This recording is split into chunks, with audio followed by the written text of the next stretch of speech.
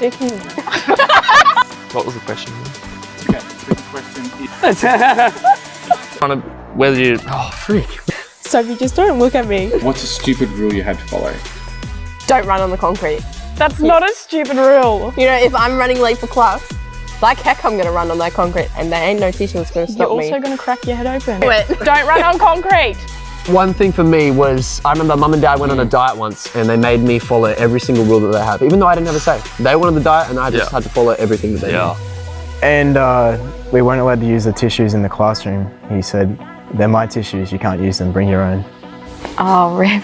We weren't allowed our elbows on the table when we were eating, and it's just really annoying because it's just really comfortable to sit like that. Also, no hat, no play.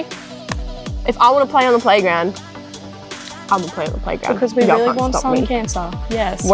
If Sarah and Timothy filled the dish drainer before I dried stuff, I had to wash and dry everything that was left. But then when I filled the dish drainer and they hadn't dried stuff, the same rule didn't apply. It was like having to be like the responsible one when your brother is the older one. Like I had this tiny room, and like if one piece of thing was wrong, I had to clean it. Shanna had this massive room, all messy. Didn't have to clean it. Makes me feel sad. Having to hold hands at the dinner table while you're saying grace. No, don't like it. It's so uncomfortable. What if I don't want to touch anyone's hand? Yeah, eating dinner at the table and your parents like, please take your hat off. And you're just like, why? Why? But then they're like, why? And you're like, it's a lifestyle. It's a lifestyle. The cat life chose me. We had to follow these arrows along the floor.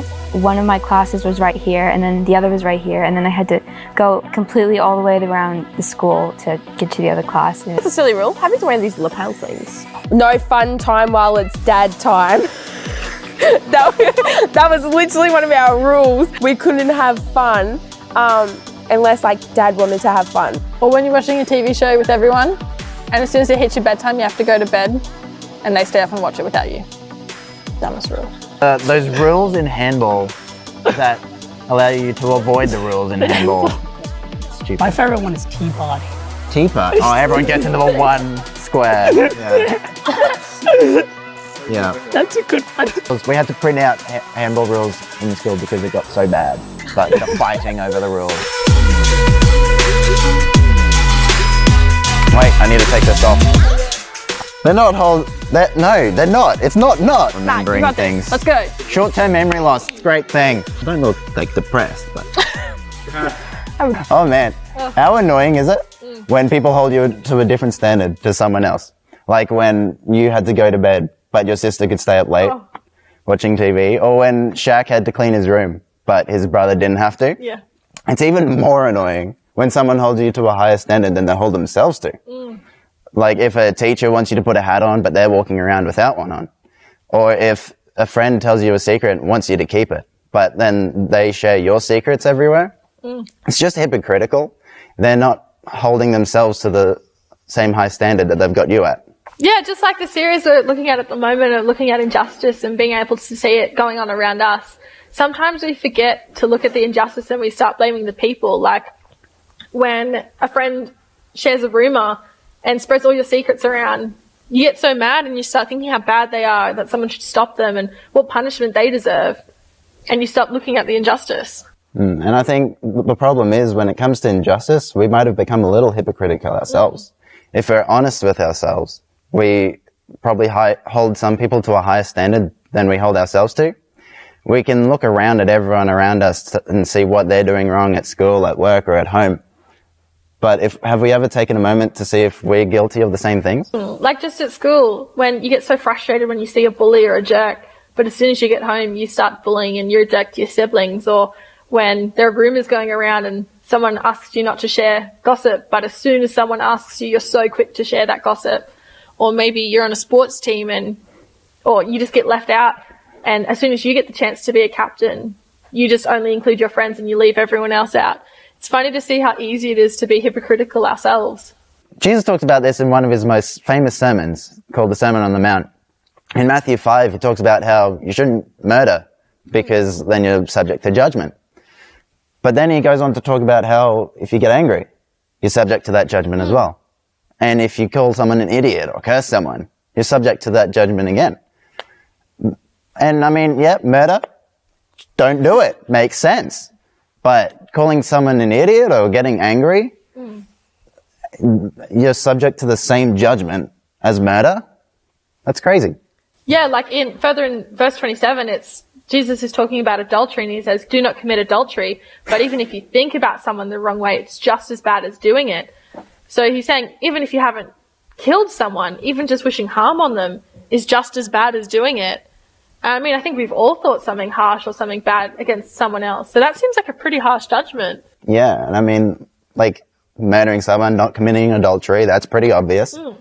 But those little things, getting angry, thinking the wrong way, like, that's stuff that we do sometimes. And we forget that that's wrong as well, and that we're subject to the same judgment. And I guess that's what makes us hypocrites. Yeah, like, we're so quick to judge when other people are causing pain, but as soon as it comes to our words, our choices, our actions, we tend to forget that we cause that pain as well. And God doesn't just see what we do, but he does see that intent as well. So it may not come to the surface, but even if it's thinking it, like, that's still inside you, he still sees that. So how can we contribute, and how can we fix so much injustice in the world when it's going on inside us? Like, how do you solve a problem when you're contributing to it? You know, what I love about Jesus is that he doesn't just tell us what the problem is. He gives us the solution for it as well. And in Matthew 7, there's a verse that we probably all know, and it's about how you can't fix someone else's speck in their eye if you've got a log in yours. Yeah. And the solution Jesus gives is very simple. It's just get rid of the log in yours first, before helping the person with the speck in theirs. Before we can tell someone how to fix their problems, we need to first look at us and figure out how to fix our problems. We can't see how to fix the injustice in the world around us if we aren't willing to fix our own problems. Yeah, no, to do this, I think we just need to have an honest look at ourselves. So young people, just think right now, what are you doing that may be contributing to this injustice? What pain may you be causing? Like, whether it's lying or bullying, being impatient with someone, spreading rumors. And I'm sure we've all done some of these kind of things before. But just have a think, what are you doing right now? Yeah, and don't forget what Jesus said earlier. It's not just about what we say and do. It's about what's in our hearts. So when it comes to our friends, we all think pretty good things about them. But what do we think about everyone else? Maybe we don't bully someone, but do we think about it? Do we wish that we could? Maybe you just think generally bad things about other people.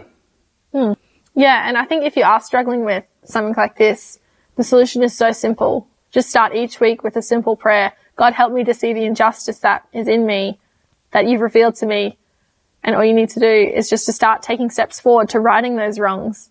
And whatever it is, just ask God to help you see it and then start doing something about it.